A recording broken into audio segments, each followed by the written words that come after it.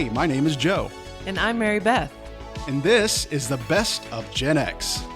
We are in our 40s. And we're siblings. We'll talk about adulting in a world so different from the one we grew up in. So excuse us while we save a generation. One episode at a time. Let's go.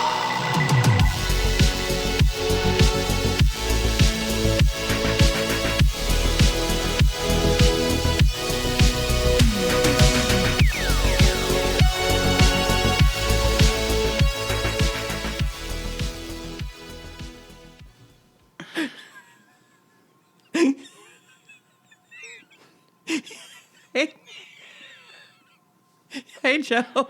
You started it and then started laughing like that? Welcome, everybody, to Take 3. It is Take 3.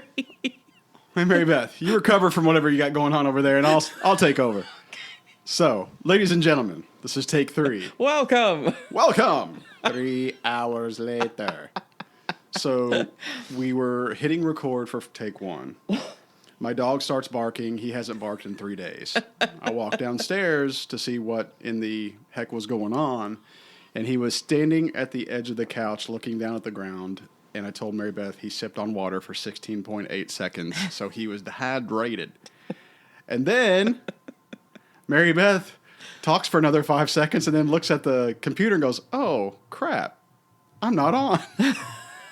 So she runt Take 2. And now here we are. Take 3. This should be a good episode. It should be. These are all good signs. Yeah, I really think what makes a successful episode is getting started off well. Right. Super sharp today. Oh, okay. I mean, if we take much longer, we're going to miss the Super Bowl. Kickoff's at 6:30, Mary Beth. FYI. So how are you? Hey, listen, I'm great. I don't know what you got going on today, miss, but you're clearly out of sorts. I am out of sorts. Take another drink over there. That sounds like a good idea. It's really helped you so far. Let me grab my sippy cup. Yeah. So now that you're on your A game, Mary Beth, how's your week been? Oh, you can't speak? Hey, you can't speak? Okay, I'll start. You know what's even better? You mentioned me being on my A game. Today, I have no notes. You're welcome, everyone. This is big for me. You know, Joe knows this. It's big for me. Yeah, it's instilled a lot of confidence in your partner over here. I do. Miss over-prepared, now I know. under-prepared. I decided I've got too much of a week. I needed you to take the reins on this. Okay, well, recharge yourself. Do whatever you got to do over there. I'll get us started. I'll just keep taking Yeah, sips. yeah, that's really working out for you. So, this week,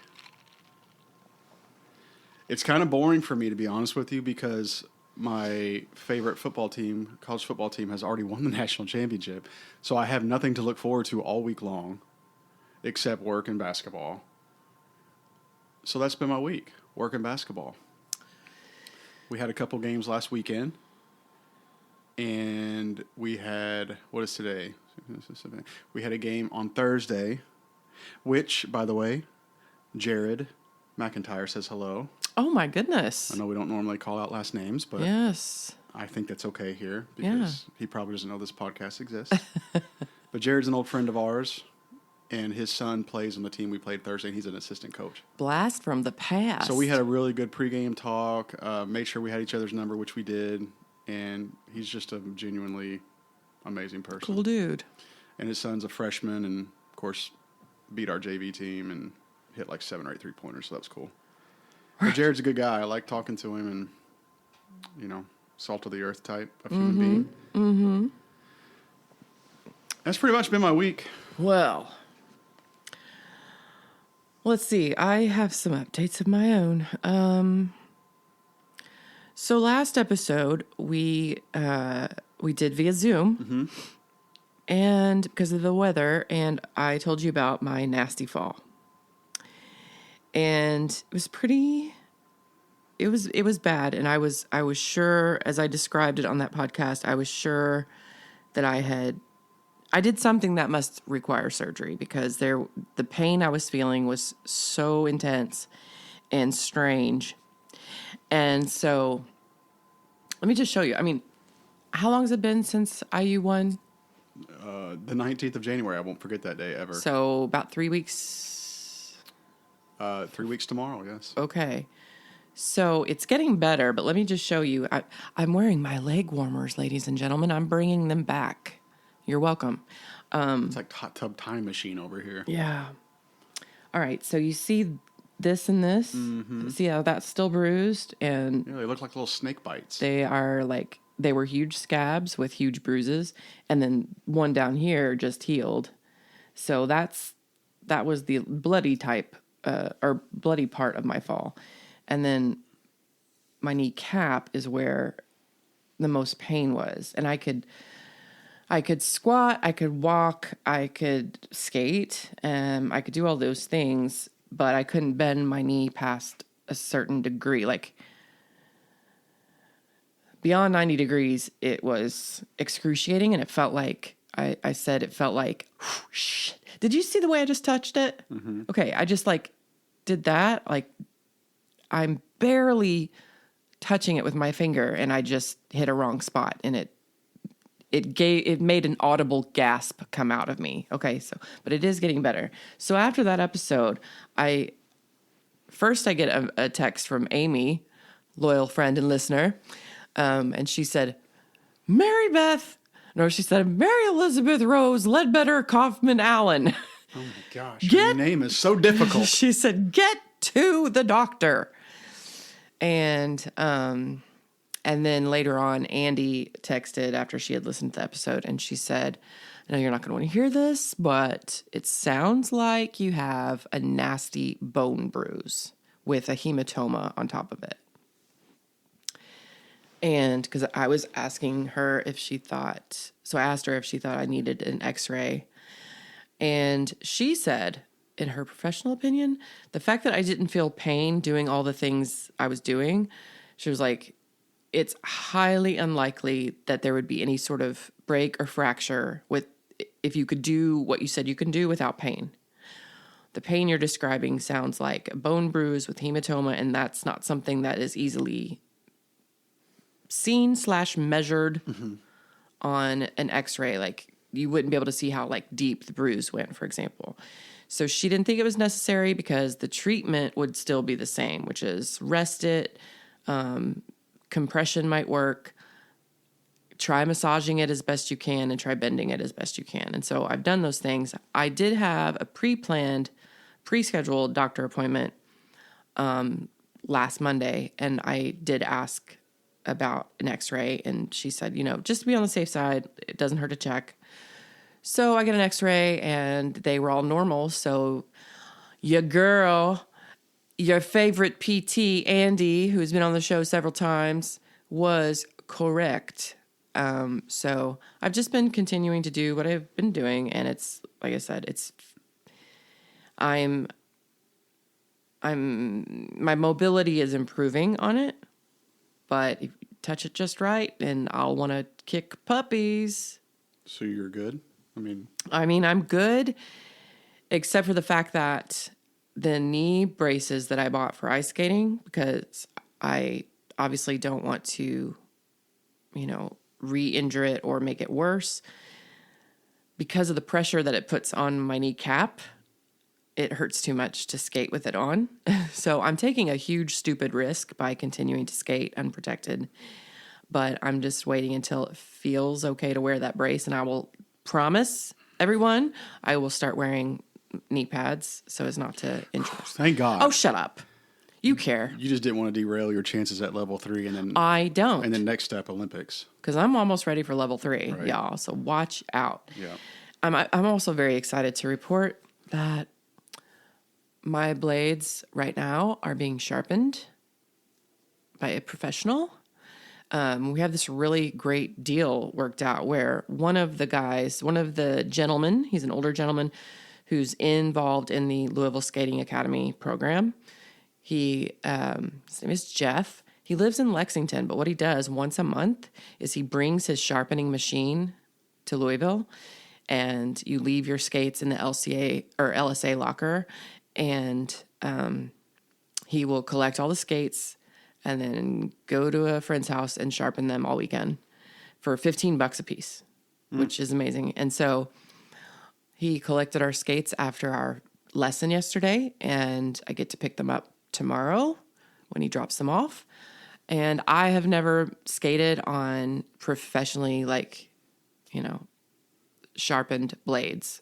I'm very excited to experience what that feels like because I know it's going to make a difference. It probably at first is going to make me a little more prone to falling. I don't know. I don't know what to expect. I just know that it's going to be different, but I'm excited to experience that. Yeah, it helped me get more speed on my triples. Did it? Mm-hmm. Yeah, I think it's going to take me from when I used to make believe quadruple to quin. Yeah, that's why I said Olympics is next. Level 3 and then Olympics. I mean, and the Olympics have begun. Hey, let me tell you what I'm going to be doing Wednesday and Friday. I'm going to be watching my little darling, who I've just fallen in love with, this kid, Ilya Malinin. I'm not just going to watch him take gold. I'm going to watch him make history. I'm going to watch him spank the ever-living shit out of every other skater there, and I cannot wait. Okay. I'm so excited. I can't wait to watch him just mop the ice. Okay. I love it. I share your enthusiasm. I'm telling you, he's revolutionizing the sport. And if you liked figure skating at all, or if you cared about sports as much as you say you do, you'd be excited at the fact that there is a Tiger Woods / Michael Jordan / all of the, athletes who changed the sport. This is him, and it's happening right now, and you're missing it. He's him. He's like it, huh? He is that. Okay. You said Wednesday and Friday? Wednesday and Friday. Wednesday's the short program. Friday's the free skate. Okay. Where afterward, we'll see him stand on the podium with a gold medal around his friggin' neck, and I can't wait. Okay. If we had to do too many more takes of his intro, you probably would have missed that Wednesday session. No. FYI. Oh. I actually get back late Wednesday night, so. Yes, where I'll be dog sitting, buddy. Yeah. Thank you for doing that, by the way. No problem. Well, I'm drinking. Speaking of Andy, I'm glad that she's listening to our episodes in real time now instead of 2 or 3 behind. But I had her husband over last night with my friend Ronnie, and I am now drinking out of my Frosty Buddy that Andy and Joe got me as a gift, which I think they got you and Josh. They did? A Frosty Buddy. It's pretty cool. You can put adult beverages in it, or you can put I have a Diet Big Red in here right now. But it's so cool looking. It's kind of got that Indiana, I don't know, what would you call that? It's like dripping. It's got this artwork that's like dripping. And yeah, it looks like paint dripping. Yeah, it's paint dripping. It's got this cool texture to it. Very cool design. Yeah, it's got the logo. Yeah, I love it. It's the first time I've actually ever used a Frosty Buddy. Speaking of last night, tell everyone what you did. I did? Our loyal listeners will appreciate what you did. Oh, I know what you're talking about. So I had 3 candles lit, to set the mood for a bunch of dudes to come over. But undunch. And I lit the candles at 5:45 because they were going to come over at 6. And I go to sleep and I blow 2 of the candles out. And I woke up at 7:30 in the morning. And I did my usual routine. I got Buddy out of the bed. We start going downstairs. And as we get halfway down my hallway upstairs, I smell. Smells amazing in here. Smells great in here. And as soon as I did that, oh dear, my head cocked to the side. I go, oh crap. I left the candle lit. And I went downstairs, and sure enough, the candle was still blowing or still lit in the bourbon room. Fully lit. Man.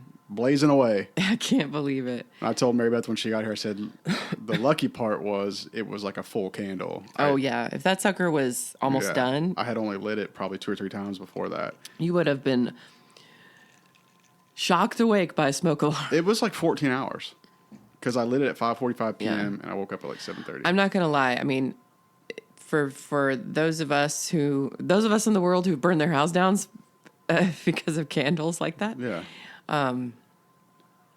I'd be lying if I said I hadn't done it since. just accidentally, it's weird because people who've gone through what we've gone through, we are pretty hyper vigilant about that sort of thing. Yeah, I told the group chat this morning with our parents. I said it's the first time I have ever done that. I've never done that before. I've done it at least once since then, and you're hyper vigilant, but those things happen. I was pretty mad at myself. Yeah. You could tell in my first text to the family. I said, yeah. What did I say? Speaking of not fun or right. Speaking of not fun news. Or I said, speaking of not funny or something like that. Yeah, I was pretty mad at myself. Yeah. You said for all of us that have burned our house down. Because they're out like there. A distinguished fraternity that you're in, Ray. Hey, it's a small club. That's right. Do you have to pay like a membership fee for that? Or no, I think losing all your possessions. Oh, okay. I think that your dues are paid. Yeah, that's fair. When you walk out owning only what is on your body, I think you earn your spot for life. Touche. Well, why don't you tell everybody why you are dressed like one of those Valentine heart candies that you get at school in elementary? Oh, am I? Yes, you have the pretty pink panther colored hooded jacket, zip up with a hot pink undershirt, and your pink leggings. Yeah. Like you're about ready to go to Jazzercise with Olivia Newton-John. The leg warmers are coming back, everybody. Oh, I said leggings. Is that not right? Leg warmers? Leg warmers, technically. Okay. I wear them. I just think of the song "Let's Get Physical" every time I look at your and some Jane Fonda action. Yeah, ankle. I wear them every time I skate. I have them in multiple colors, obviously. Let me tell you something cool. You're pointing out my outfit. So I basically wore this to lessons yesterday. So I had my hot pink Cuddle Duds thermal undershirt and my lighter pink zip-up hoodie, cropped hoodie, mind you, my black thermal leggings, and my pink leg warmers. So you're imagining the cuteness. You're on cuteness overload right now. I can tell. Oh, gosh, he's talking about ice skating again. I can tell. No, here's the cool part.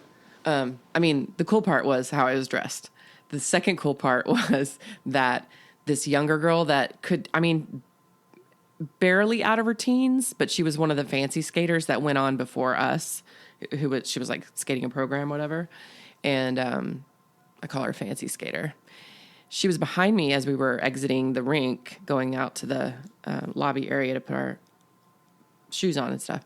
And she goes, "You match so perfectly. It's awesome." And I went, "Thank you." Does she say it just like that? You match so perfectly. Yeah, she said it like a teenager says it.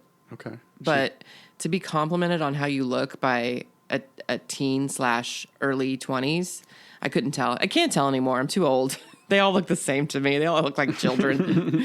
But I felt pretty cool. You are cool. I'm so cool. Like, hey, Mary Beth, do you have anything else about ice skating you want to talk about? No. Can we talk more about your ice capade journey? Okay, so you brought this up because you wanted to point out the fact that I look very Valentine's-y. You do. That was on accident. It was because I was very cozy this morning after my shower and didn't want to change anything different. I didn't do this on purpose. I did it because it was still out from yesterday. You sure as hell pinked it up today for the podcast.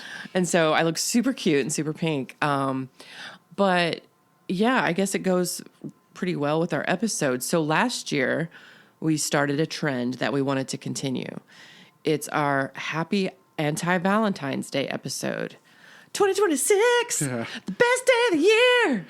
Valentine sucks.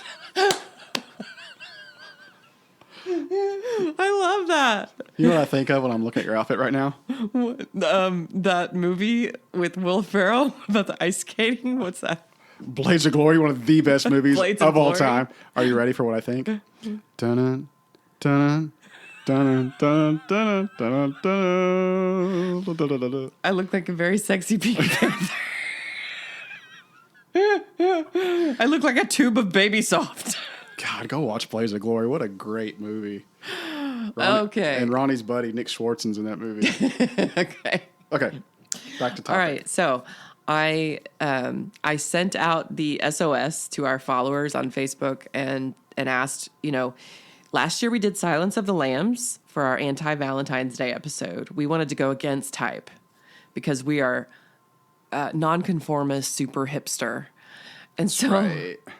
So Tony Bennett from last year, he's the one who recommended Silence of the Lambs. I tagged him. I'm like, you started a trend. I need some ideas. We had some really good ones. So Christy, one of our listeners, she recommended, oh shit, now I've forgotten what it was. It was a good one. Ah, damn. I didn't write it down. See, no notes. She recommended one. I sent you the text. You know what? I screenshot it. Because I like Christy. Because I know. We've been friends for a long time. And she listens. I'm going to look back. Thank you. Give me a moment. Thank you.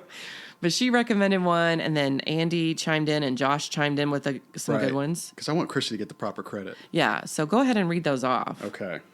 Because I know I saved. Because it was tough. It was tough to choose. So I put it up. I gave it up to you. Oh, here we go. So, but I do like the feedback. I like that we get the feedback. Yeah. You want me to read all of them? Please. Joshua Dale says, Gone Girl or Eternal Sunshine of a Spotless Mind? Never heard of it. Oh my God, that's Jim Carrey and Kate Winslet. And Okay. the weird movie where they like erase the memory and... Gotcha. I've never seen it. I love that story. But I know what it is. Andy, our friend, said Fear. Definitely anti-Valentine. Okay.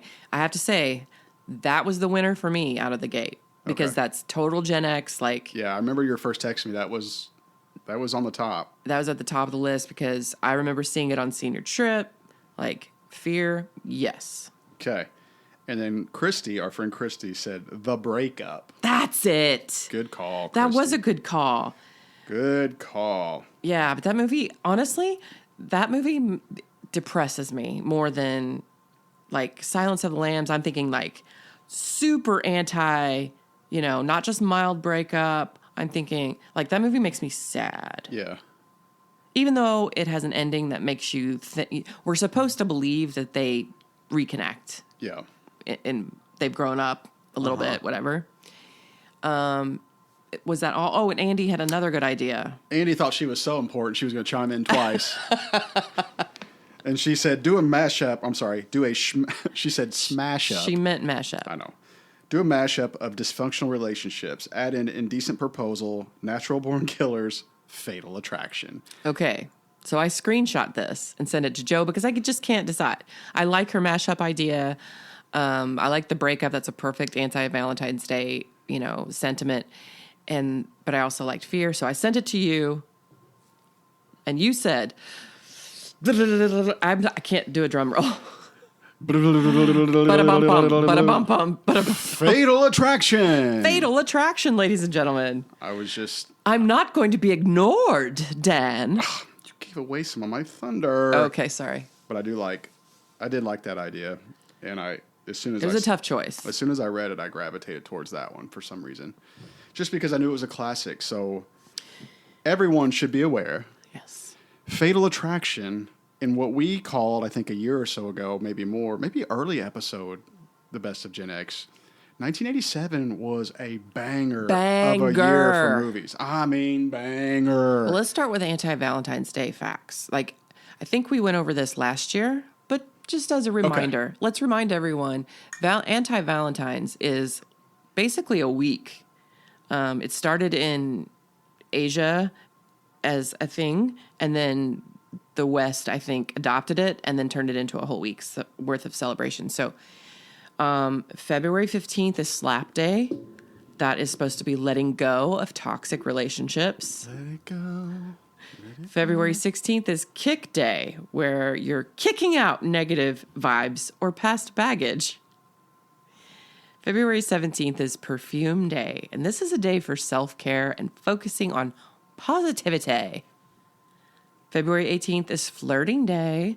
That's fun, lighthearted interaction. I love how it has to tell me what flirting is, but I'm terrible at flirting. Are you good? You're good at it. Yes. Okay. In my humble opinion. You are. I wasn't really asking. I was stating that you're good at flirting. Because you've told me stories, and I'm just like, who does that? Who would do that but you? Okay. February 19th is Confession Day. Being honest about feelings. It's important. Oh, it's my favorite kind of day. No, yeah, right. She just rolled her eyes. Yeah, I roll my eyes. They're not rolling out of my head only because I don't have that power. If I could, I would. February 20th is Missing Day. That's acknowledging but moving past missing someone. And then February 21st It's breakup It's day. make up your own language day.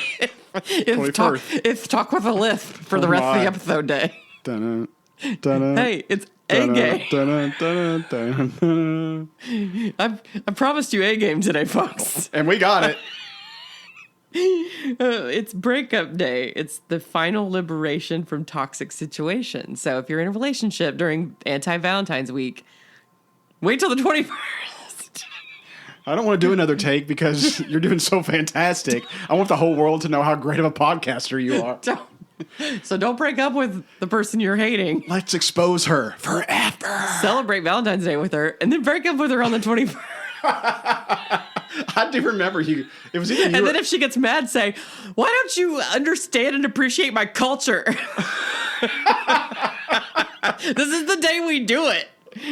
I do remember. You're done. We're done. So I do remember us going through those days last year and laughing. So I thought we needed a little bit of that. Did you say it was one of our most listened to? Oh, I forgot to mention.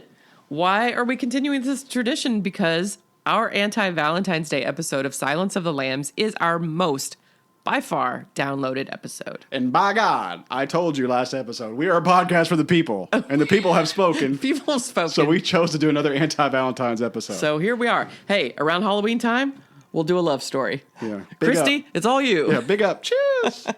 Cheers. Okay. Fatal Attraction, Mary Beth, as we have said, is from the golden era of movies in 1987. Man. It is an 87 American psychological thriller film directed by Adrian Lyne and starring Michael Douglas, Glenn Close, and Ann Archer. Can't wait to talk about Ann Archer, by the way.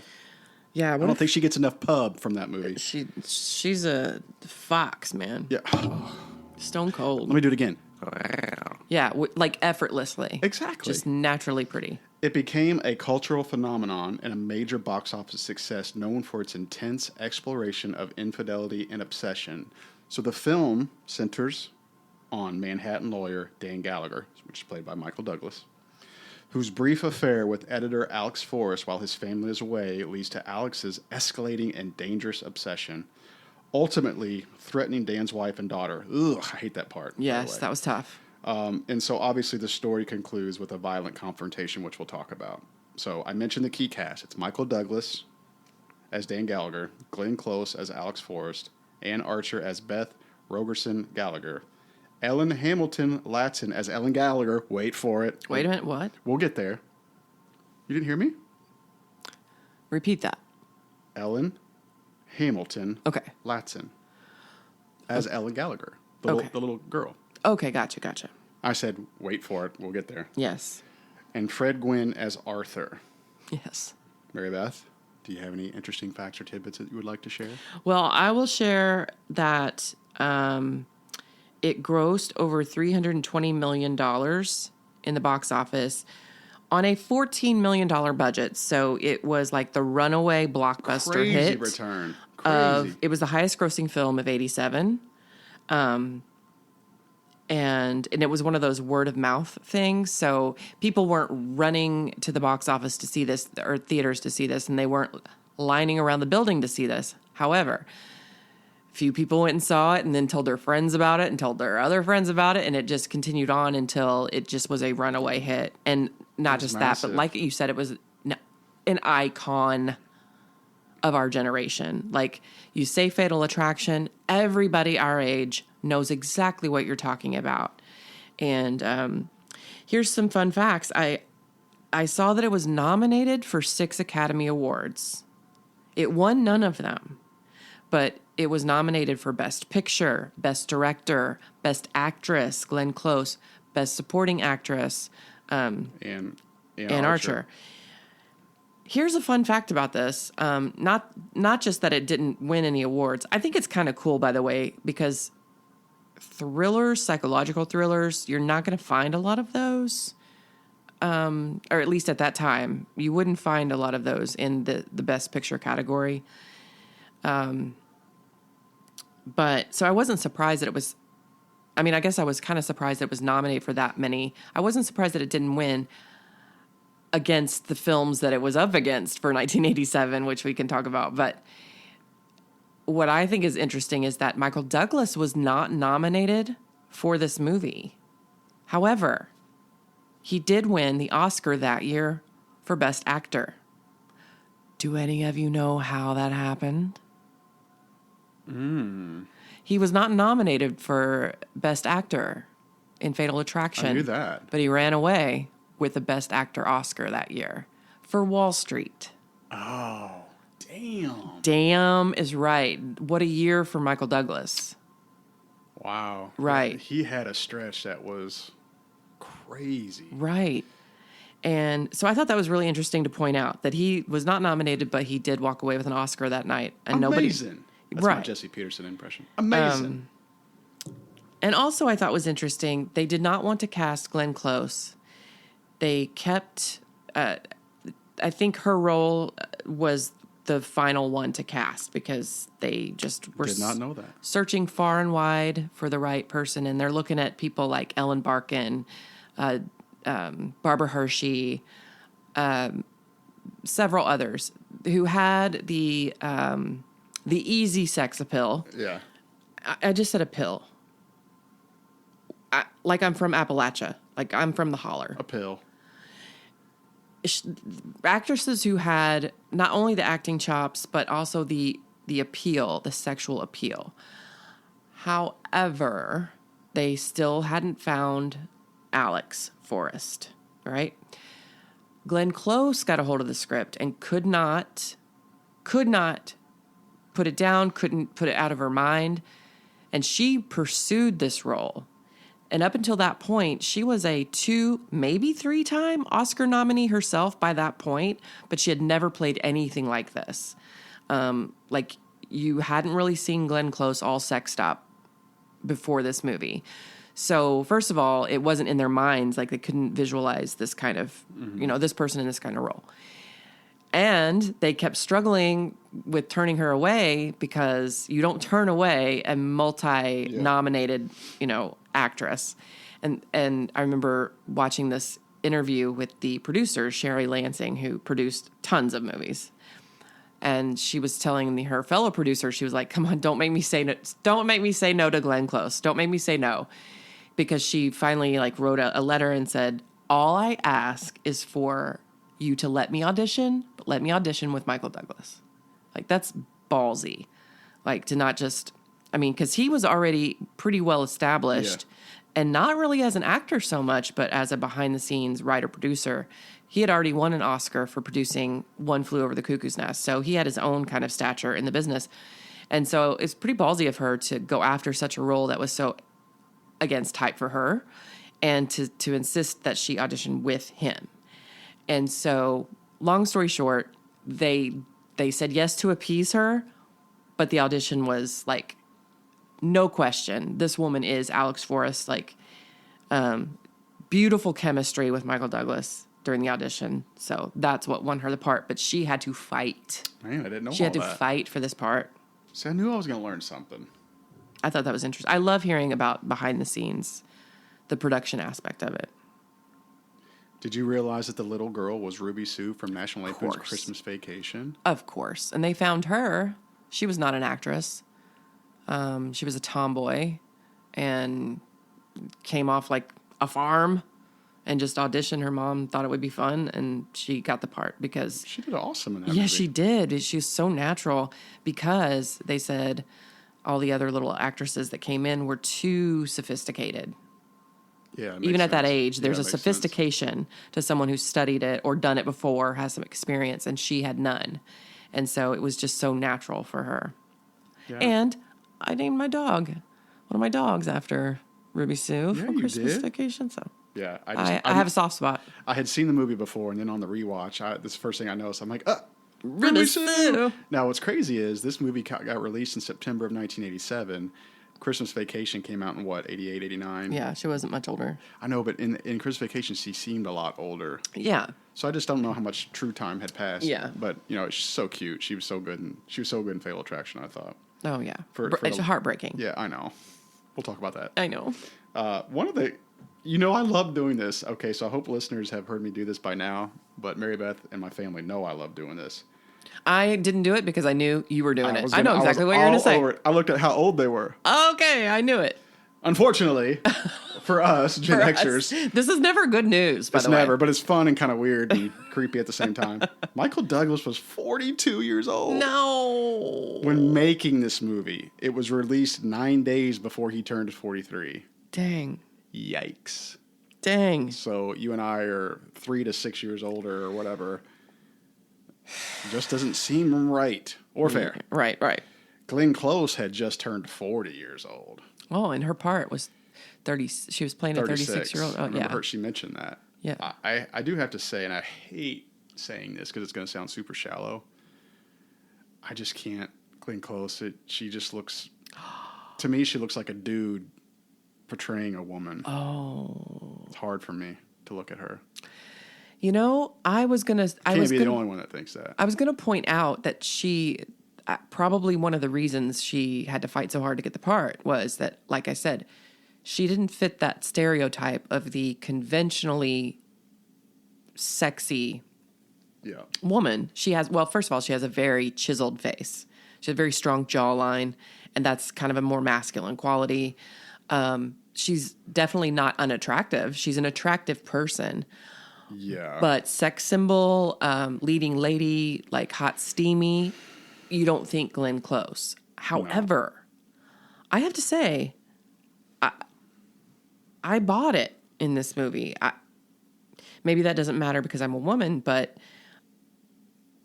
I'm getting turned on by her in this movie because she's so, I don't know, I felt like she was oozing that sensual confidence, flirty, I don't know. To me, it was a masterclass in seduction. And I thought she looked fantastic in it and very sexy. Well, we all have our thing. We all have our thing. So those are just a few tidbits, Mary Beth. But what was like your first thought about the movie? You know, I swore to myself that I had seen this before all the way through. I want to say it was back in my single days. You know, probably when I had a weekend without Mallory and just was looking for something to watch. And I feel like I did watch it then. But as the credits started this time, I was watching with Josh. And I said, okay, I'm suddenly feeling like I've never seen this all the way through. How is that possible? Well, it's possible because when it came out, we were, 7, 8, 9 years old. And it wasn't appropriate for us to see it. If we did see anything about the movie, it would have been by mistake, by accident, or we would have seen... we would have seen it culturally. Right. Yep. So even not seeing the movie, I think this is a testament to how iconic it was. The fact that you can go your whole lifetime, like coming from that generation, you can go your whole lifetime, not even sure if you've seen it, but you know all the things because it was so popular. Oh, yeah. Culturally, Like I can't see a rabbit without thinking of Fatal Attraction. So anyway, that is something I think that's highly complimentary of the movie in its impact and its staying power. But when the credits were rolling at the beginning, I looked at Josh and I go, okay, maybe I haven't seen this all the way through. And he goes, I don't think I've seen it all the way through either. So that was one. I was like, ooh, okay, I'm in for it if I don't remember seeing this all the way through. My first impression was that it was surprisingly short by today's movie. Like you can't go to the theater today, the movie theater, and expect to come out in 2 hours. Everything's got to be a nearly 3-hour experience. So for one, I liked the length of it and I liked the pacing of it. I felt like it was a story that unfolded well, but not too fast. And with a short movie, like what's considered short now, 2 hours is not a lot of time to develop a character like Alex Forrest. To be fair to that character, it's not a lot of time. But I felt like things escalated at a good level, given how short the movie was. That was my first impression. Like things are moving along in a way that makes sense, in a way that builds suspense, in a way that keeps that tightrope of tension just right. Because you know how movies, movies will do something funny or light to break the tension because you can't sustain 2 hours worth of that chaos, right? So I felt like it did a really good job of balancing the tension and the escalation of her character really well. That's very interesting. Given how short it was. So when I first started it, it said like, you said it was 2 hours. I think it was an hour and 58 or whatever. It was like hour 15. Yeah. 50 yeah. something. Almost 2, barely. But I remember when I first saw that thinking, gosh, that's long. I'm so used to that hour and a half kind of deal, but we grew up on that. Yeah. But in my mind, I was thinking, man, this is going to take forever. But then as I was watching it, it was 20 minutes to go in the movie, and I felt like I just started it. Exactly. It went by really fast. So I think it just went by quicker than I thought it would. And I think that's a testament to how it was put together. So I think to your point, it flowed well. Otherwise, I don't think I would have felt like that. I would have felt like it was dragging. I feel like, right. I felt like they kind of nailed the tension and the build-up and all of that. Now, I will say this, because I did a time check on it. I mean, the introduction to Alex's character and how they met and how they started getting it on, more or less. Not a lot of time. That stuff was quick. They had already been together intimately twice before the first 20 minutes of the movie. So that's how quick that part got. That's how quick they got to that part. Yeah. Which brings us to an essential question when you're talking about this movie. How much should we sympathize with Dan Gallagher? How much bad guy vibes do we put on him?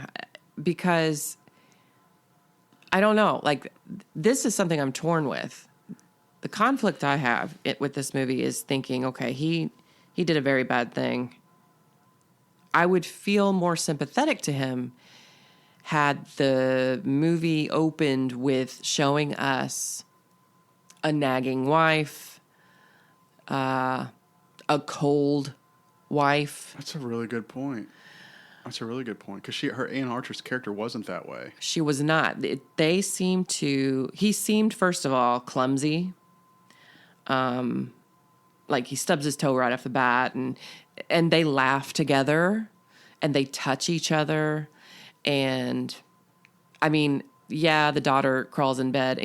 It seems like there are a few moments in the early part of the film where they have an opportunity to have sex and it gets thwarted by an early dinner guest or the child's in the bed.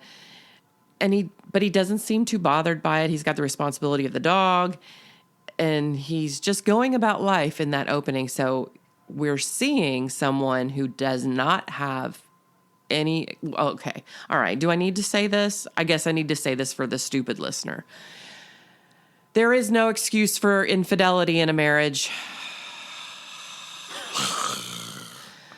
You bore me to death with your ignorance. I have to say that for you people out there, and you know who you are. However, it's hard to sympathize with a character who has no friggin' reason to cheat. Yeah, that's fair. Okay, but yet Michael Douglas somehow manages to get us on his side quickly enough so that by the end of the movie, we want one of them, him or his wife, to kill the bitch. Yeah. So that is interesting. And that's one of those things that I think if you are that type of person, which I'm not, but I know that when it comes to movie critique, everybody asks, did it age well? That's going to be one of the things that's going to be picked apart to death, is that he is a sympathetic character. How? How do we explain that? How do we explain that? And what's wrong with you if you sympathize with him? I don't know. I think it's because he's just that good an actor, and his character is not the Wall Street fast-moving Playboy type. He is he's a lawyer, and they've got money. Yeah, he just messed up. But he just fucked up. Yeah. He just made a mistake. And I think that's how it's portrayed, that he just made a mistake. But I will say, it doesn't take much after that lunch for him to say, let's get the check. Right. Which it makes me wonder. I think if anything needed to be fleshed out a little bit more in the story, maybe it would have been that. Why would he have been so quick to that? Why was he so quick to do that? Yeah. And it's one of the reasons it's not just a psychological thriller for men who have one night trysts with a psycho person who comes after their family. It's also for women going, damn, anybody could be cheated on. Very true. So I think, so it's uncomfortable. Yeah, we're kind of we've given our first thoughts of the movie, but we're kind of in that performance breakdown part. And I think some of the critics, like you said, or I think what you were kind of getting at was they felt like Dan's character kind of had a lack of accountability. You know, he was kind of portrayed as the victim versus, you know, the bad guy. Yeah, a bad guy. Versus like his own portrayal and poor choices that he made. So there was definitely some criticism I saw about that. I think overall he did Michael Douglas is Michael Douglas, and he's a legend and a good actor. I can't believe he wasn't nominated for that, but I think he's always been good he's just supernatural. Yeah, he's got as sexy as he is, and I will say he was sexy. Like 1984 Romancing the Stone came out, and that was a super duper hit. He's funny and good looking and very sexy. And he himself is not conventionally, you wouldn't find him at the age of 25 in a Gucci ad, right. But he's incredibly sexy in everything that he does. So yeah, I think there's something everyday man about him. Yeah. Yeah, he's got a little bit of a presence. A little bit. And I'm a dude. But I just feel like, someone that enjoys acting and, just fond of watching things with that lens. He's very natural in what he does. You can tell it's not forced. He's not thinking about his next line. Everything seems like there's no script, and he's just going about his... Yeah, and his character itself, again, with why do we sympathize with him after what he did?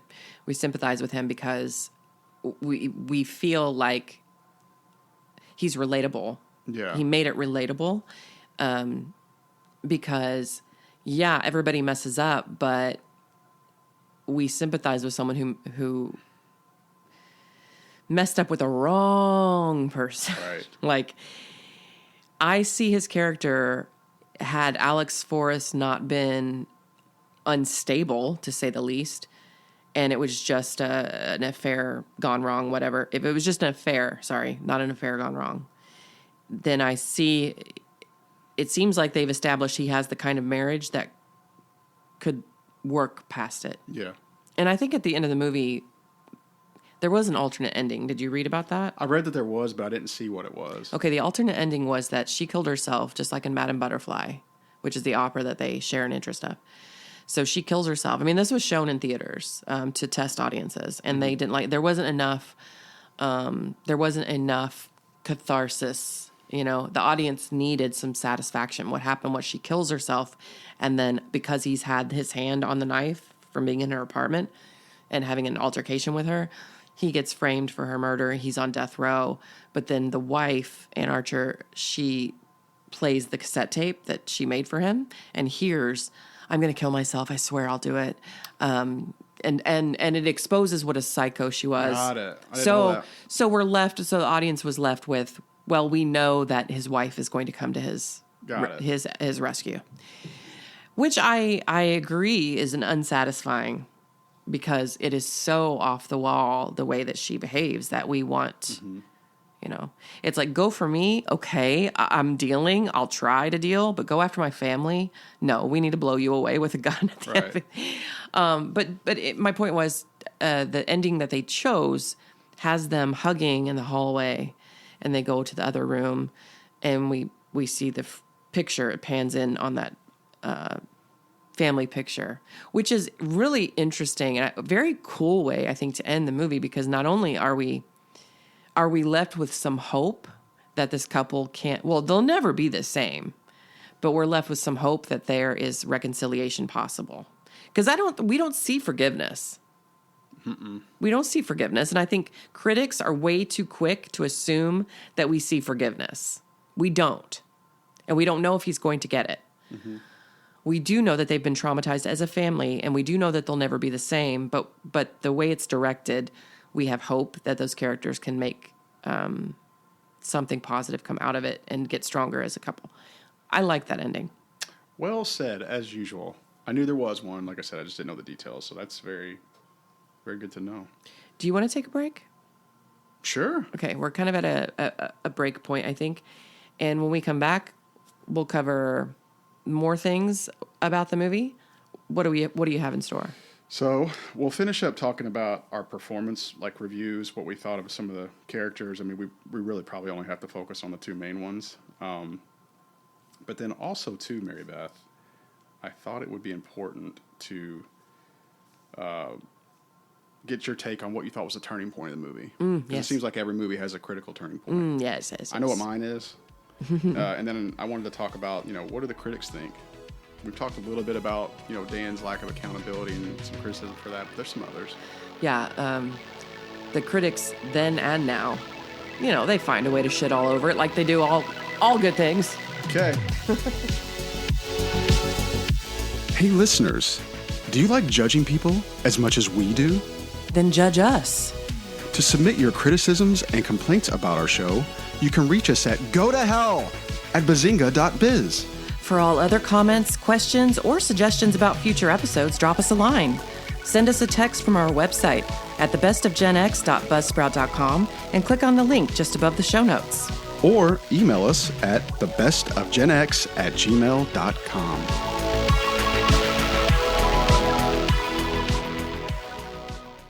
And we are back. Hello. Hello. We're back. That was a very short break. It was. Thankful for no more takes. Well, I don't have any country updates. We're still holding strong at 68, but we want to reach 100 by, what was your goal? 100 by the end of the year? Yeah, 100 by the end of the year. Yeah. So anyway, people in Brazil, tell your friends over in those other countries. Brazil. And Singapore, we got quite a following in Singapore. I love my Singaporeans. Yeah, well, for the longest time, our second highest download count came from Canada, and it wasn't even close. But Singapore and, Singapore is probably, like, by far. Let's go. I know, let's go Singapore. So, with that in mind, we'll move on. You know what time it is? Uh-oh. Hot takes! Yeah. Time for some hot takes. Breaking things up. Okay, why don't you start? I'll start, because my hot take's pretty hot. Okay. The land we are on was not stolen. Oh, boy. It was conquered. And if you don't appreciate the difference, then I suggest you grab a history book that goes all the way back to the beginning of human civilization and start reading. The end. I mean, I don't even know if I need to say anything else about it. I don't think you do. Okay. Do you feel better? I feel a lot better. Okay. You ready for mine? I am. Did you really want me to go into that? No. Okay. I mean, nothing else needs to be said. Okay. Playing that fence, Fast food burgers taste better. I love how the controversy it balances itself out. Fast food burgers. I go for the jugular, and Joe talks about food. Fast food burgers taste better than gourmet burgers. Hey, man. I think gourmet burgers, maybe I'm going to the wrong places, but I think they're dry. They're dry, and they're too charcoaly. Hey, Joe, bringing his A game. Get it out! Bringing his A game. Well, I think I had it right at first. Charcoaly. Yeah, it's a word. I just can't. You've known me since I was a kid, obviously. I don't like the taste of like charcoal in my mouth. Yeah. So when we're at, barbecues or whatever you want to call it, grill outs or, family things outside, and we're grilling burgers, I always have to request mine to not be burnt. Can't take it. So I hate going to restaurants that know better, and they're paying people to do this, and it's charcoaly. I can't take it. And dry. Can't do it. And have you ever had a McDonald's burger that was dry? Never. It might be processed, but it's delicious. It might have been grown in a lab. Yeah, right. But I love it. Right. They do something to that assembly line. I mean, go to Wendy's. Wendy's, terrific. Go to Rally's, unreal. Culver's. Hello. Or the worst in processed food, White Castle. Don't even. How do they make the square? Can we end this so I can go before Super Bowl? Can I go with White Castle, please?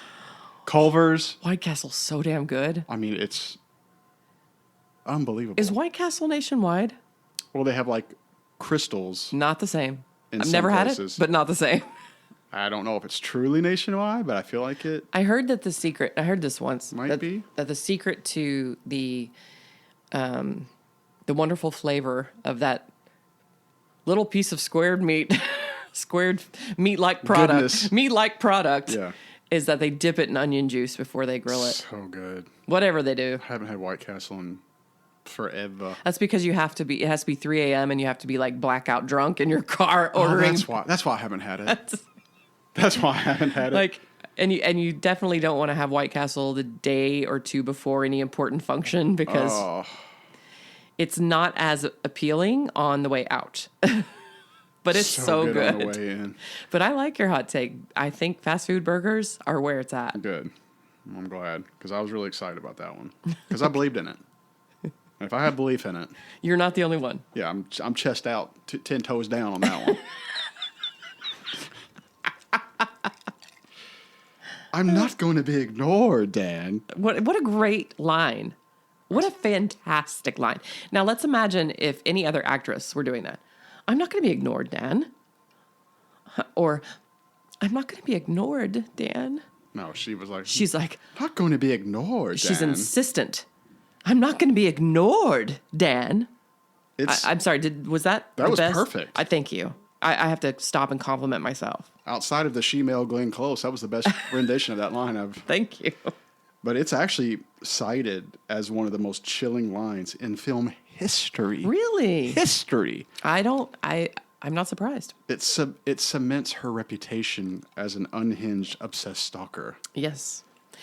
Fun fact about stalkers. Well, this whole thing, this whole Fatal Attraction movie, and I'll let you get to your fun fact because we want to make sure that we share fun facts about stalkers. Because they're really fun. Her performance, honestly, has been tagged as like defining the female stalker archetype in pop culture. Yeah, I don't doubt that. Yeah. And of course, all the feminazis are going to come out of the woodwork and be like, that's not fair. That's not fair. Yeah. The female stalker is no worse than the male stalker. Let's just talk about the fact that, first of all, you all need to calm down because most of the stalkers are men. I mean, studies show that. So let's just remind everybody that it's not we're not talking about female stalkers just coming out of the woodwork, and it's not like I don't think they set out to portray her. She wasn't supposed to be like an emblem of every like career woman. I think that was the biggest beef in criticism then, and probably now, although it's worse now because we know a lot more about mental health. At the time, there were no anti-stalking laws, and which is one of the reasons it makes sense that he was brushed off by law enforcement about it. Right, yeah.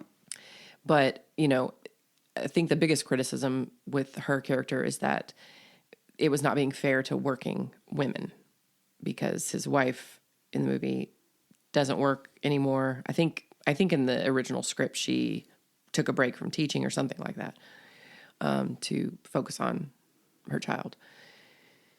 And so everyone gets upset that, you made this career woman look like, a psycho, and that's not fair to career woman. Bleh. Yeah, there was. Yeah, well, it's first of all, it's not because the movie was made to make a statement about career woman. Right, exactly. Career woman. And number two, she clearly has a mental problem. Clearly. Like I read one time, it was like borderline person. I was like, borderline? No. Well, if you understand borderline personality disorder, it makes perfect sense. Although we didn't have language for that back then. You can't just let me have one, can you? What? You just can't let me have one victory. What? My audio's too low. What did I say? I'm teasing. I'm messing with you. Well, just because I listened to someone who, I follow someone that I listen to often who comes from a household with borderline personality disorder.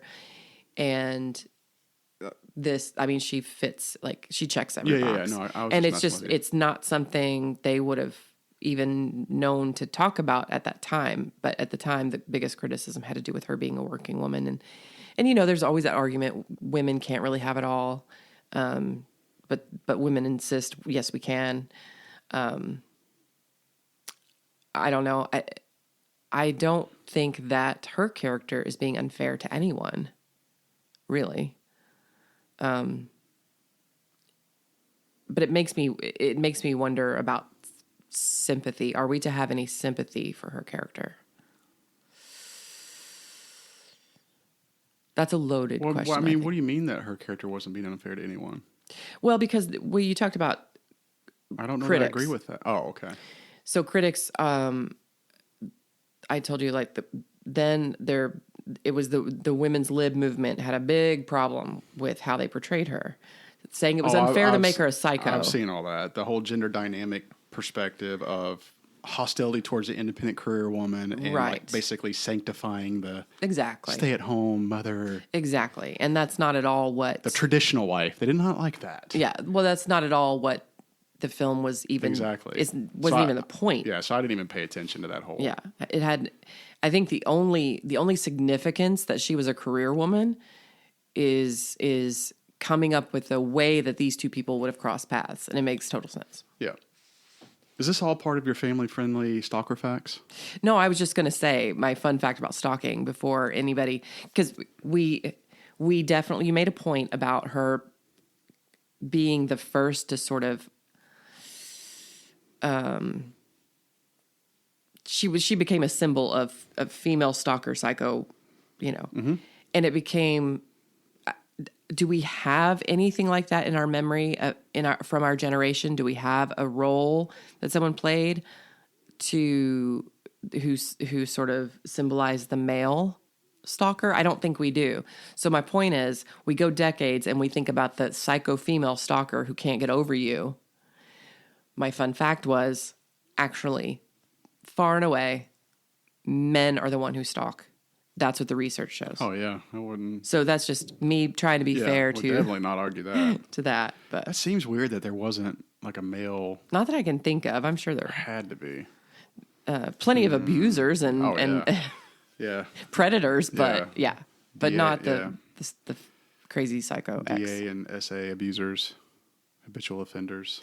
But I had to say, well, maybe we stop here and you talk about Ann Archer. I know you wanted to mention something about her. Yeah, I mean, rewatching it, I couldn't remember some of the other stuff that she was in. So obviously I started looking, I'm like, okay, she had to be in something else that would spark some type of memory. And I remember what it was now. She was in 2 movies with Harrison Ford. She was in Patriot Games. And then the sequel to that was Clear and Present Danger. I'm like, that's where I remember her from. But when you really read about her, I mean, she was like a big deal in the 70s. In the early 80s. I mean, she was Miss Golden Globe in 71, and she's been in a lot of stuff. So when I rewatched it, I thought, she kind of looks familiar, but she's kind of a nobody. And then when you read up on her, you're like, no, she's legit. I mean, she's well respected, and the only thing I don't like about her, Scientologist. Oh, she is? Yeah. Oh, Anne. And has been since like the mid-70s. Oh, Anne. Then there's no getting out for her. They know too many secrets. Right. Oh, poor Ann Archer. Wait a minute. Wait a tick. Wait a clock tick. What? Isn't her son, Tommy Davis, who's been missing from the Scientology, they've been trying to find him, and... I think I did read that her son's name was Tommy Whoa, Davis. I'm just now making that connection. You are correct in that. I really do. So I do remember knowing, I forgot that I knew she was a Scientologist, and her son was like the spokesman. He was. Look at us. Look at us. Digging deep. Yeah. We're investigatory podcasters. Yeah, she was, and you said she was Miss Golden Globe. Fun fact about that, you know that they, whoever's chosen as Miss Golden Globe, and that's merely the person who is on the stage and like escorts people on and off and that sort of thing. She must have a relative or something. It's usually a Nepo baby. Oh, that makes sense. But I don't know anything Yeah. about her family. So if she had a father or mother in the industry, That makes sense. it's a cousin or a relative of some kind. It's like, The elite. yeah, it is. It is. It's, yeah. But she was very, like you said, naturally attractive. Yeah, very pretty. So, but I thought she did a great job. I mean, just my own critique of her. I thought she did a great job. How good was that phone call? Like he's standing there. Yeah, You can he tell- hands the phone to her. You can tell he's reaching a point. He's reaching a breaking point where he knows he can no longer contain this. And you can see it in the couple scenes leading up that he's becoming backed into a corner where he has no choice but to tell his wife what he did. And when he's talking to her on the phone, he's like, my wife knows everything. And he's like, if you want to talk to her. And he hands her the phone. Yeah, exactly. Like, I wanted to jump up and scream and applaud. You're actually talking about exactly what I felt when I watched that scene, because I remember thinking, he's cooked and he knows it, but the way he came off and said, my wife knows everything, I could almost feel his relief. Yeah. Where he was like, you know what? It's just going to be better to just throw it all out there. Yeah, because everybody he feels knows about like everybody. He's ready at that point. For it to be done. Again, well, not for it to be done. He's ready for...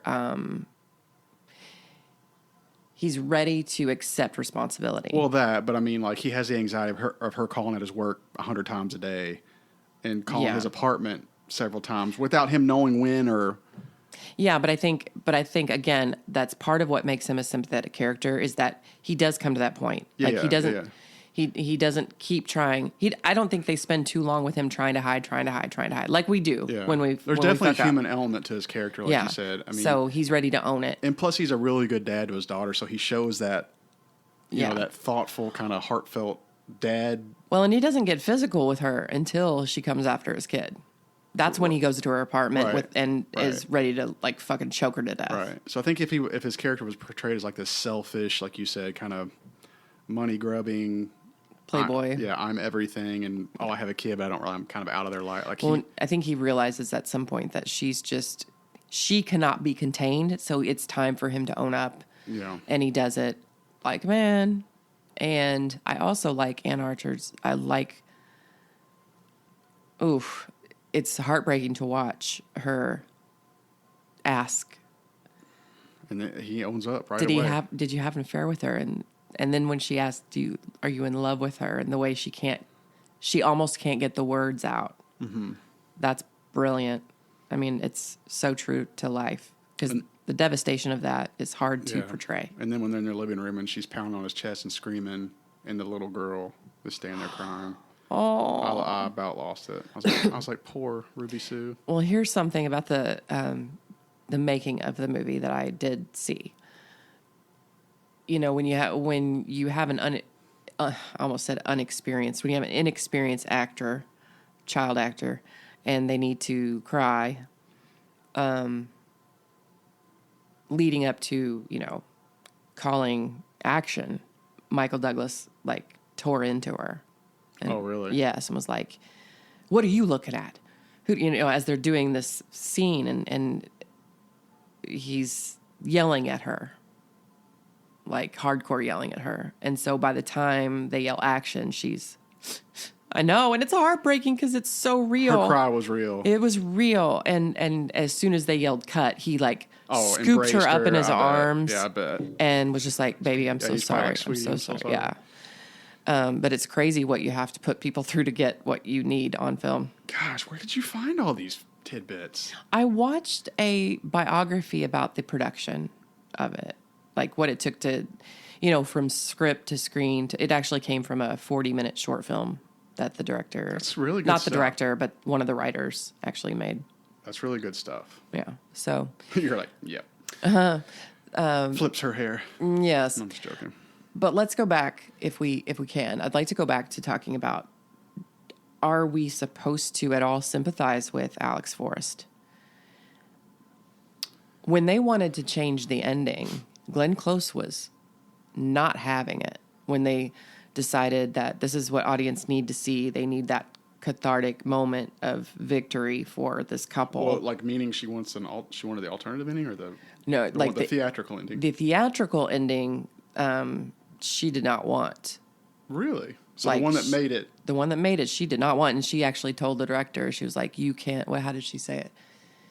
You can put me in a straitjacket and drive me to Bedford, but I'm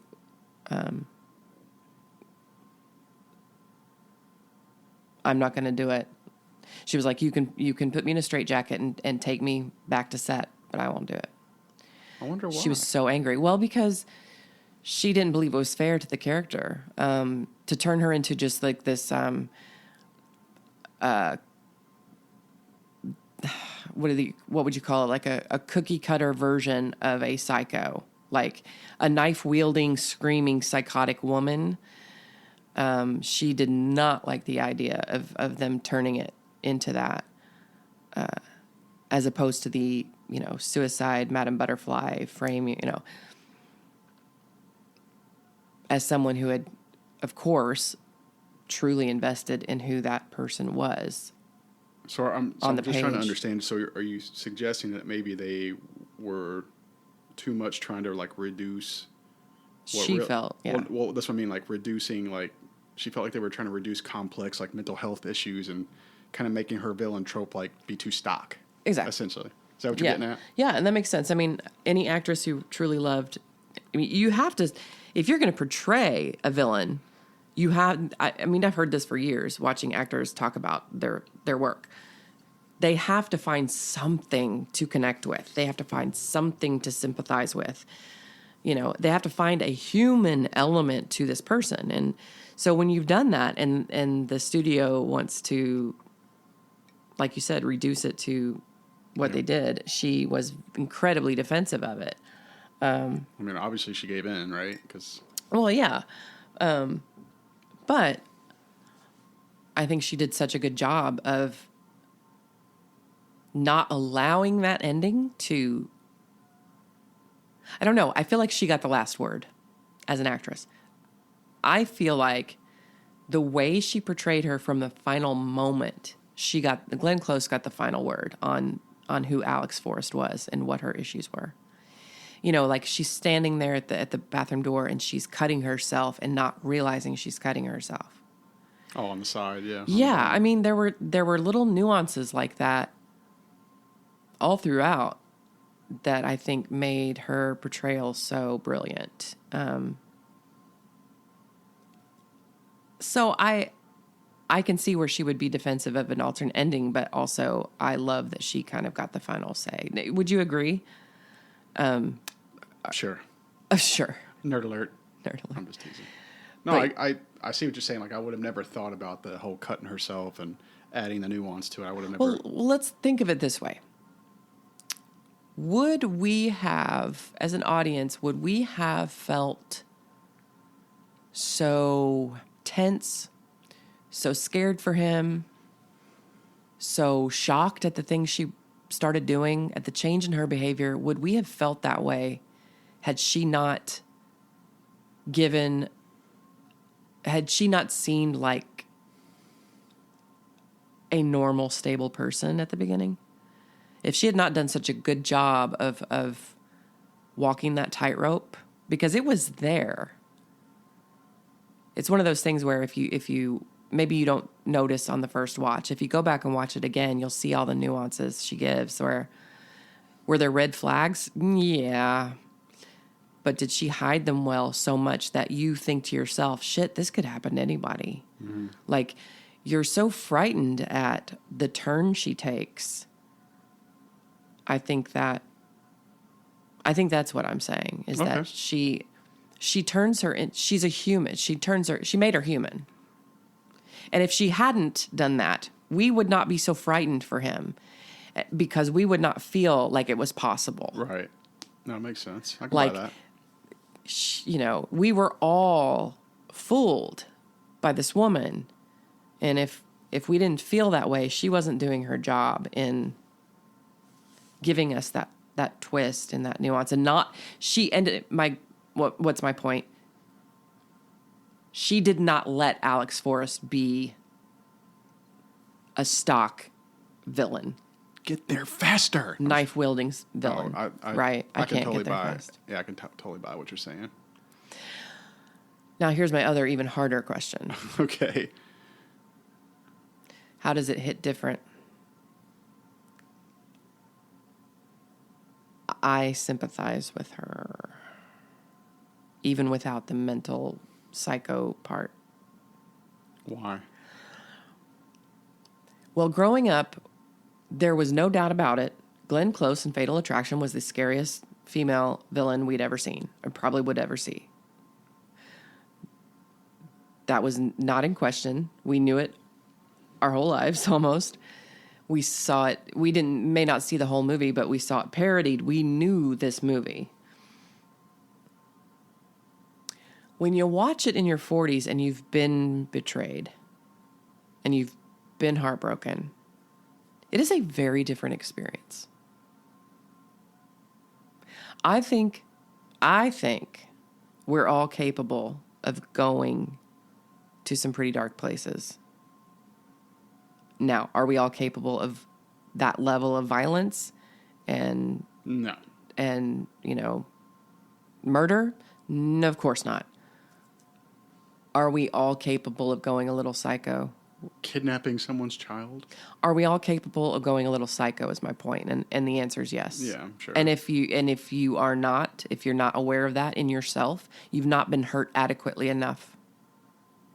If you can't relate to that little window in the film where she still seems normal but just like really hurt and is desperately trying to find ways to get his attention, if you don't relate to that part, that's borderline psycho, no one has hurt you enough. And I'm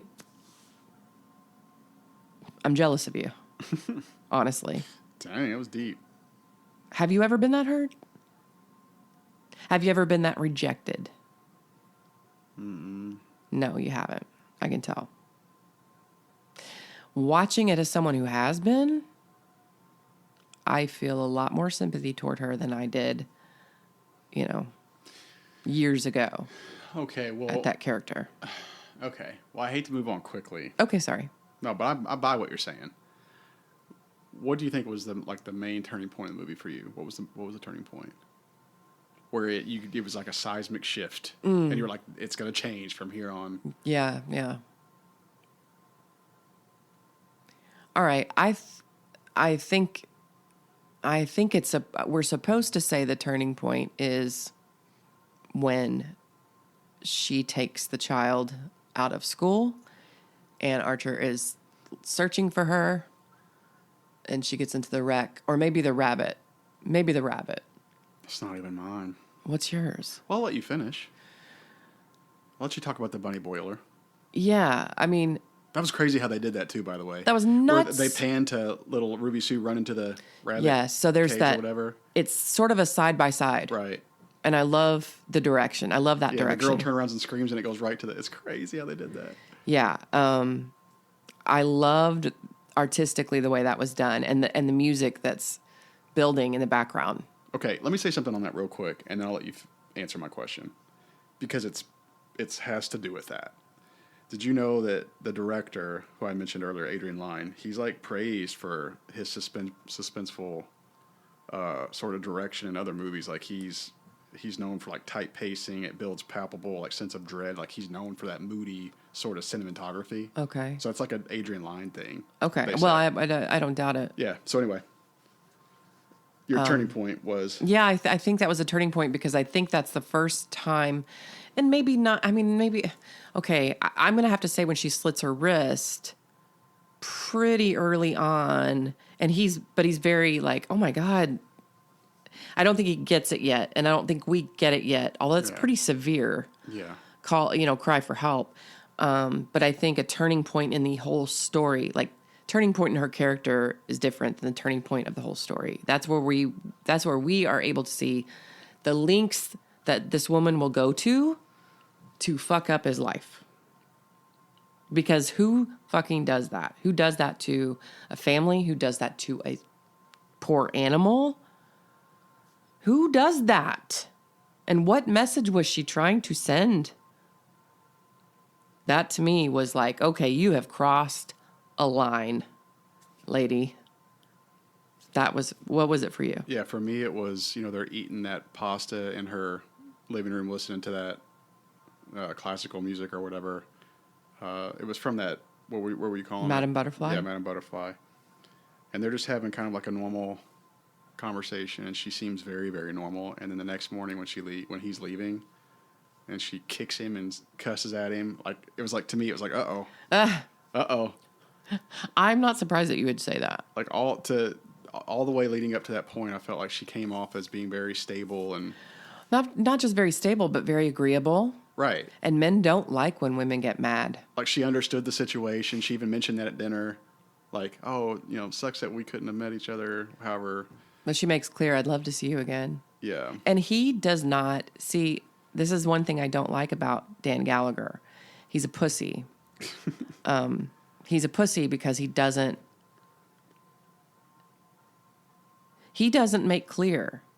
He assumes she'll just read his mind, and he continues even after the wrist slitting thing. He continues to be sympathetic to her and affectionate toward her, and then she comes back with the Madame Butterfly tickets as a peace offering, and you can see the pain in her face when he hugs her and says it's not a good idea, but he hugs her. He does those things like, if you really want it to be over, you gotta. But again, he didn't realize, I guess, yet what she was capable of.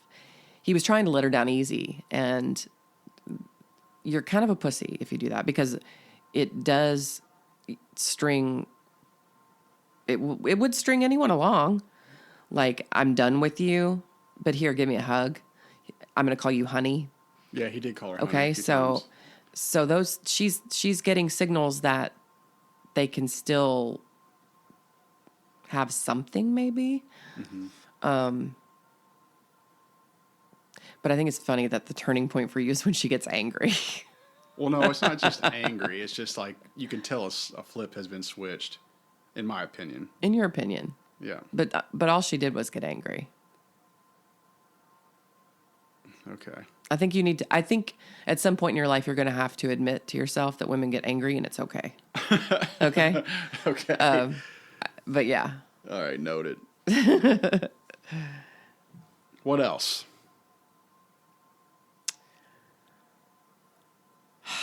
I think, like I said, it's a very different experience if you've watched it and understood some of what she went through. I think it's also a different experience if you're going to react differently to the characters, like to the wife. You're going to respond differently to the movie if you've been cheated on. I've been cheated on. I've been cheated with. I've been all the things. And I don't know, it's an uncomfortable reminder that decisions have consequences. And it's an uncomfortable reminder of what I think we're all capable of to some degree. Well said. What do you think?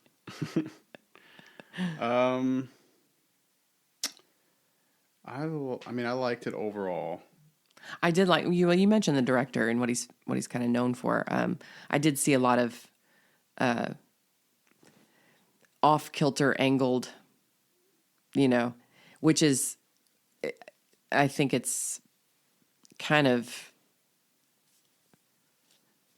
it's your stereotypical like psychotic break in a character. You're going to see that off kilter angle a lot. So we saw a few of those, and but I still dig it. Yeah, and I kind of like, that, I don't know what you would call it, montage, whatever you would call it, but that there's that period where they had just got done with their second meetup or whatever it was, and his wife has come back home by that time, and they, link up with their friends, and they're having dinner and having fun and laughing, and then they're going bowling and having fun and picking each other up and giggling, and the camera goes to her, basically wanting to just completely, like, annihilate herself. Like, she's just in this deep depression. You're talking about where she's flicking the light on and off, and she's listening to that opera. She's flicking the light on and off, and it's like, I love movies like that where they can tell so much by no lines in a very short sequence, and not even any character lines. Right? You're just no watching words. different things happen, and behaviors, and it's just like, I like stuff like I mean, that. not no words, but like no significant Right. plot moving Yeah, conversations. but it's telling you a lot. But it's telling you a lot. Yeah, I really liked that part. That's kind of a breaking point too. I think. I think you could argue that that's a turning point.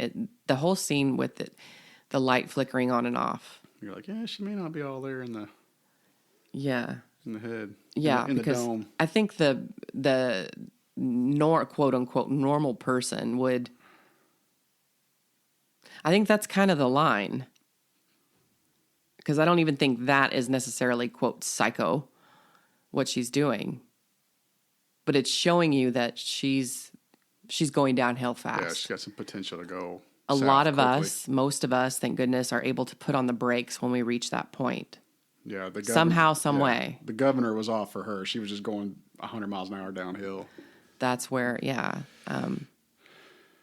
which is very sad. Yeah. Very sad. I don't know. I think too the steaminess of it was a big deal. Like in the documentary I watched about just the production, where they talked about how this director was kind of all over the place and how they had set up the bedroom in her loft in the meatpacking district, by the way, which is like super elite, super fancy now, but at the time it was not. That they set up the bedroom for all these shots and they're over by the sink.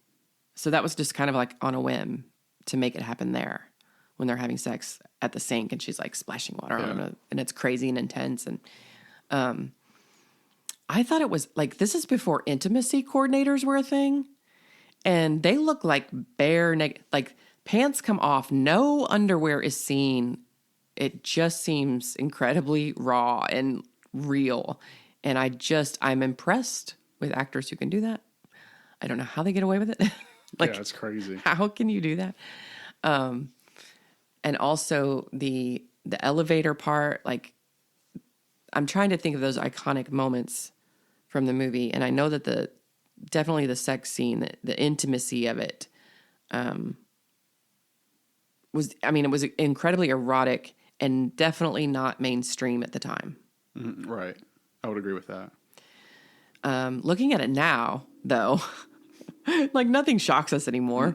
We're desensitized. We are desensitized to that, but at the time, it was really pushing the envelope for just like a mainstream movie in America. Yeah, I mean, it just kind of went along with that whole intense sort of vibe or whatever you want to call it. Yeah. With the water and everything. It's like, who does that? I would have never thought of that. Yeah. Just like getting the water from behind me and putting it on each other's face. Like, I would just never... I don't know that. And see, if you've never done that, then I would argue you've never had an intense romance as is possible. That was a little weird. Do you think her character was really pregnant? Because I don't know if it really came out and just said it. That's a good question. I think that it definitely upped the ante for him. I don't think she was. I think she was doing all she could to hang on to that guy. It's an important question because, again, how much villain or victim? Like, where does she fall? Like, definitely over the line with the violence. Obviously, we get it. But if she was truly pregnant, I mean, that's just another reason to sympathize for, where she's coming from. However, it's not as clear, like you said. He does have that conversation in the book stacks, very quiet, whispered conversation with his best friend about what he's done and what his options might be. And he said, and again, it's a whispered conversation, so it's hard to tell, but he said that he did call the doctor, and the doctor said, congratulations. He goes, so God knows what she told him about me. So it sounds as though she probably was really pregnant, but she gave a very different story to her gynecologist about this being good news. Yeah. So if you're not listening, you probably wouldn't catch it. I don't know why it's not made more obvious. But again, maybe because we're supposed to imagine that she's just doing this to keep him. Yeah. I like when he asked her if she's sure it was his, and she was like, yeah. And he's like, how you know? She's like, Because I don't sleep around, Dan. Or however she Yeah, said it. because I don't sleep around. I flirt with married men Right. very openly and very quickly and very aggressively. Very quickly. Very aggressively. Yeah, like she was giving him the flirty eyes immediately. Like, she knew what she was doing. She knew what she was doing right off the bat. She knew what she was doing. And then when they had that lunch together, was it when they had the lunch together? When she said, I knew we were attracted to each other immediately or something. Yeah. Or maybe that came later, but she admits that. I think it was at the lunch. So, I mean, that's one of my issues with her character is that she is very quick to pretend that he led her into this torrid affair and then dropped her. Exactly. I think she was clearly the pursuer. And at that lunch, he was again, kind of a pussy. He was letting her call the shots. And he was like, Yes. This will go as far as you want it to, huh? Nervous laugh. Yes. Do you know what I mean? Yes. It seemed like most of everything up to that point was like nonverbal, like that you could tell they knew something was there. Yeah. But she was very just quick. Are you discreet? Yeah, exactly. Okay. So she was... and you could tell in his character's eyes, like when camera went to him after she made that first like comment where he was like, you could tell he was thinking, oh, so we are going to go there. Like you could tell. Yeah, and he's like, let's get the check. Well, yeah, he's like, oh, I didn't know that we were there, but they really were. So really, without saying it. He wasn't pursuing her. I think she was clear. She was the aggressor. She was the aggressor, for sure. Crazy woman. Bitches be cray. You know, here's something funny. I realized in thinking about this movie that Michael Douglas sort of started his own little trend. Have you made the connection? He went from like Fatal Attraction to Basic Instinct to Disclosure. I think Michael Douglas is he's the best at choosing a freaky psycho bitch. Please don't be Catherine Zeta-Jones in real life. Please don't be Catherine Zeta-Jones. I'm just saying, like, Love me some Catherine Zeta-Jones. I never, and I hate ever that he married her. You hate that he married her? Yes. Why? Because I knew I would never have a chance. Oh, well. Bastard. I just can't believe that I never put those... I never made that connection. Because those are three, in my opinion, very similar Yes. relationship dynamics Yes. that he has portrayed on screen. Yes. I had to look it up, honestly, because I thought, no. I've got this wrong. I've got the actors mixed up. It wasn't all No, him and Sharon Stone were in Basic all Instinct. All three. He's entangled Yeah. with a crazy psycho bitch. Because wasn't Sharon Stone being like investigated by him and his team for killing her boyfriend or something like that? And he got mixed up. A little mixed up. Okay. And then in Disclosure, Disclosure is basically Fatal Attraction remade. Like 10 years later. That's it? Yeah, she comes on to him, but then she blames him for everything, and he's having to like clear his name, right? It's been so long. I saw it in theaters, but Demi Moore. Okay. Yeah, and then she aggressively pursues him and then cries victim. Got it. Because I remember Basic Instinct was like 1994, so it was probably 6 or 7 years after this one, Fatal Attraction. I think Disclosure was 1994, but I will stop. You sure about that? Look it up. I'm gonna Google it. I know you don't like to be corrected, but I like accuracy. No, you're probably right. No, because... Oh, you're right. Basic Instinct's 92. You're right. Okay, You're so right. You know how we have lost sleep over the things we've missed in real time? Yes. But I find when I call things out in real time that I catch, you get mad at me. I'm just messing with it. I really am messing with it. I don't like to be wrong. I don't like to be wrong. No, Basic Instinct was 92. I thought the TV said 94 when I first looked at it. So you're right. You were right. Yeah. Okay, well, there's some notable adaptations. So we'll kind of we'll wrap up. So I didn't realize this. So when I'm looking up for the rewatch. I didn't either. I type in Fatal Attraction thinking there's only one. Right? Oh, well, I know there's a television show called Fatal Attraction. Well, that's what I'm saying. There's notable adaptations. Okay. So I'm thinking there's only one to find. And heck, there was one for 2023. It's like you said, there was like a TV series on Paramount Plus, and so it's like an 8-episode sort of like reimagining. Oh, let me guess. Where the woman has all the power and she's the victim. Well, it expands the narrative by exploring Alex Force's backstory and There the we go. long-term fallout for Dan's There we family go. through So it's got like these dual timeline things going. Sure. But yeah, 2023. So that's fairly recent. There's a 2014 stage play in London, England's West End. It was actually adapted by the film's original screenwriter, James Dearden. Yes. And so, Kristen Davis was in it. Really? Yeah. I think that's Sex and the City, right? Yeah, Kristen Davis? Charlotte. Yeah. Little Miss Charlotte? It actually, and this is also notable, the 2014 stage play, it actually restored the original tragic ending. So he thought it was more nuanced than the film's horror style ending. So I thought that was interesting. Yeah. And then there's been some international remakes. There's not really a lot of specifics, but it just had several like unofficial remakes. So there was like a Turkish version and an Indian version, which would be kind of Well, it had such an impact. yeah. But I mean, I think that kind of storyline can just spread across any culture. It's quite a human experience. Right. That's what I mean. That's what I mean. It's a relatable experience, and fortunately, I mean, people mess up. If you've been the one that's messed up, if you've been the one that's been rejected, if you've been the one who's been betrayed, everyone can relate to some element of this story. Yeah. And I forgot to mention, as far as the direction, another thing that I found really interesting. I thought it was cool how, because I'm always looking for symbolism and things like that, and like I love that she's always in white or black. I mean, there's that scene in the park where she's wearing kind of neutral colors, I think, but for the most part, she's either in all white or all black, which to me is like, it points to her being more complex than, the villain that we all,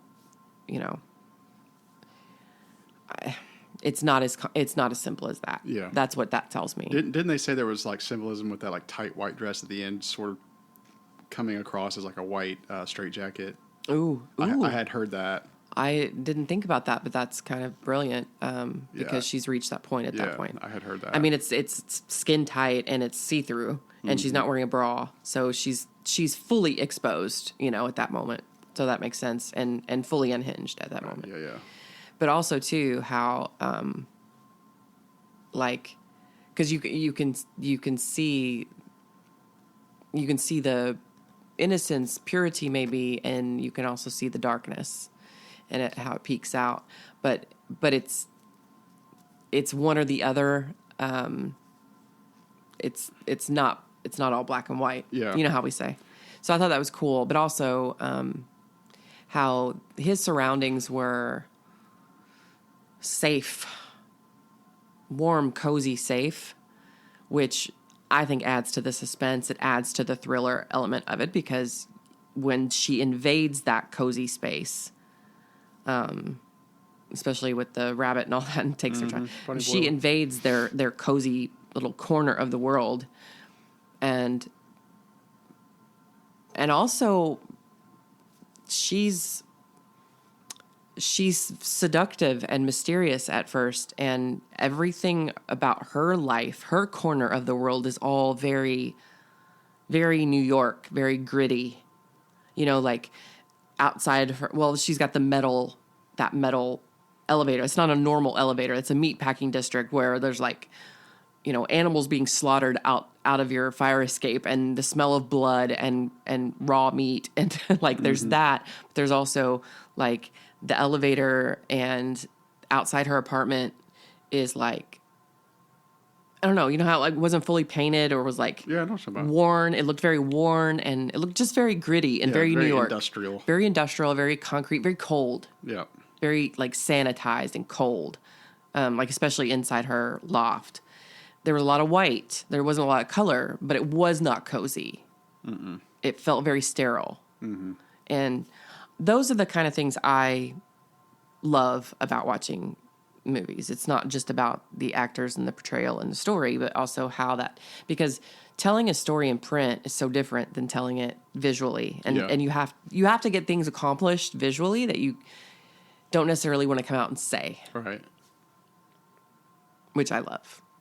I give it 5 stars. 5 stars. Top draw. Top draw. I know we have to end, but I really did like towards the end where the tea kettle was going and his wife's upstairs screaming. Oh. And the way they did that action where it was like he couldn't hear it, and then as soon as he took it off, he heard the scream and he jolted. I thought that was done really well. I Yeah, really and liked that. again, like his that relatable everyman quality, just unaware, his just lack of awareness, like what you're doing is wrong. You're going down a dark path, dude. Don't do this, and it just gets worse and worse and worse and worse. And very cool how they did that. How that the screaming was happening and the screaming doesn't stop. So you hear that tea kettle and it's just like piercing your ears, and then he takes it off and it continues.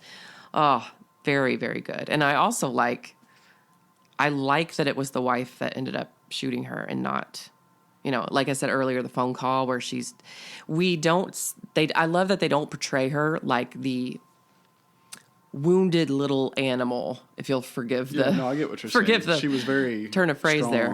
at that But she was point. very strong. I mean, as broken as she was at what he did, and much it broke her heart. For her to get on the phone and say, "If you ever come after my family again, I'll Well, fucking especially kill like you," the or beginning whatever. of the movie, they kind of just portray her as like this real calming, soft-spoken, selfless, and then she becomes this like badass. Yeah, And I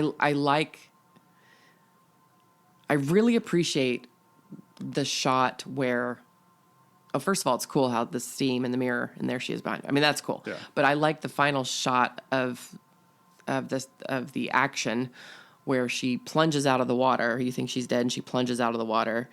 And I kind of love that Ann Archer is holding the gun after she fires it, but there's no look of satisfaction on her face. There's no weeping. There's no crying. There's no hysteria. There's some badassery mixed with trauma, yeah, where she's just kind of a shell, like strong.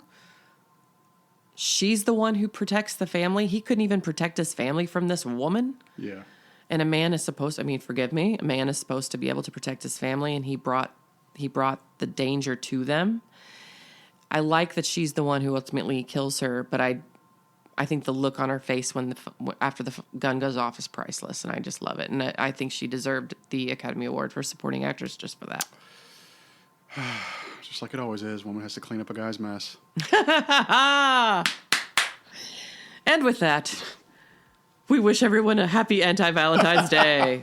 Yay! Yay. If you're not in a relationship, Valentine's Day can be super hard to live through and quite nauseating and eye-rolling. So take the week to celebrate the fact that you're not in a relationship, that you're not being cheated on, that you're not being brokenhearted or betrayed, that you're not being rejected, and that you're not having to clean up a guy's mess. Celebrate. There's lots to celebrate. Super. Huzzah. Huzzah. And those of us in love will try to be sensitive to your plight. That's my Sheldon Cooper. Bazinga. I'm not Bazinga. gonna be sensitive to your plight. I'm gonna celebrate love. Hells no. No. We wouldn't be true anti-Valentine's Dayers if we talked about love in any positive kind of way. Celebrate your singlehood. Bitches be crazy. Solidarity, brother. Well, thank you for listening to another piece of the Gen X experience worth saving. Our conversation, our hot takes on Fatal Attraction, a movie that traumatized a generation, has now been immortalized in the annals of history. If you like what you heard, subscribe to the Best of Gen X wherever you get your podcasts so you never miss an episode. Joe, always a pleasure. Duh.